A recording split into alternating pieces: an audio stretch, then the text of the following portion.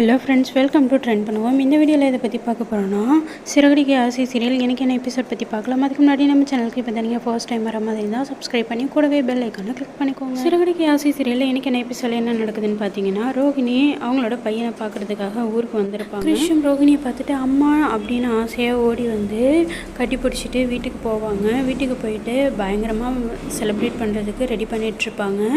உடனே முத்துவும் மீனாவும் வந்துடுவாங்க. இவங்க பேசிகிட்டு இருக்கும்போதே அடுத்து கிருஷோட ஃப்ரெண்ட்ஸு அவங்களோட ஃபேமிலி எல்லாருமே வந்திருப்பாங்க.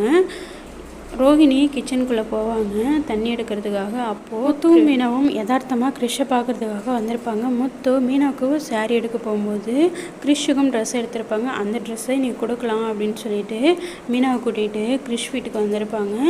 இங்கே வந்து பார்த்தா கிருஷுக்கு பர்த்டேவாக இருக்கும்.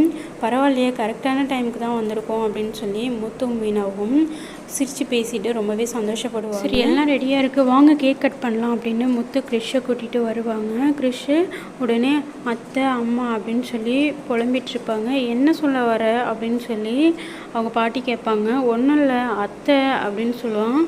திரும்ப முத்து வந்து அம்மா உங்ககிட்ட கொஞ்சம் தனியாக பேசணும், கொஞ்சம் வெளியில் வரீங்களா அப்படின்னு சொல்லி தனியாக கூட்டிகிட்டு போய் பேசும்போது கிருஷுக்கு அவனோட அத்தை ஞாபகம் வந்துருச்சு. அதான் இப்படிலாம் பண்ணிகிட்ருக்கான். அவன் முகத்தை பார்த்தாலே தெரியுது, ரொம்ப சோகமாக இருக்கான். கிருஷ் அடிப்பட்டு ஹாஸ்பிட்டலில் இருந்தப்போவும் கிருஷோட அத்தை வந்து பார்க்கல. இப்போ பர்த்டே ஃபங்க்ஷனுக்கும் அவங்க அத்தை வரலன்னா என்ன அர்த்தம்? அவங்க அத்தையை தானே அவன் அம்மாவான்னு நினைக்கிறான்.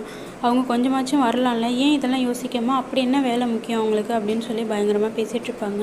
இதெல்லாம் ரோகிணி பார்த்து காதில் வாங்கிட்டு தான் இருப்பாங்க. கிருஷோட அத்தைக்கு ஃபோன் பண்ணுங்கள், நான் பேசணும் அவங்கக்கிட்ட அப்படின்னு சொல்லுவாங்க. உடனே மீனா இருந்துக்கிட்டு நீங்கள் படப்படன்னு கோவமாக பேசிடுவீங்க, நீங்கள் ஃபோன் பண்ணுங்கம்மா நான் பேசுகிறேன் அவங்கள்ட்ட அப்படின்னு சொல்லி மீனாவும் சொல்லுவாங்க. உடனே கிருஷோட கிருஷ் வேறு யாரும் இல்லை, என்னோட மகளோட பையன்தான் அப்படின்னு சொல்லி எல்லா உண்மையும் சொல்லிவிடுவாங்க. ரோகிணிக்கு நடந்த எல்லா விஷயத்தையுமே சொல்லிவிடுவாங்க. ஆனால் ரோகிணி தான் தன்னோட பொண்ணு அப்படின்ற விஷயத்த மட்டும் முத்துக்கிட்டேயும் மீனாக்கிட்டேயும் சொல்ல மாட்டாங்க.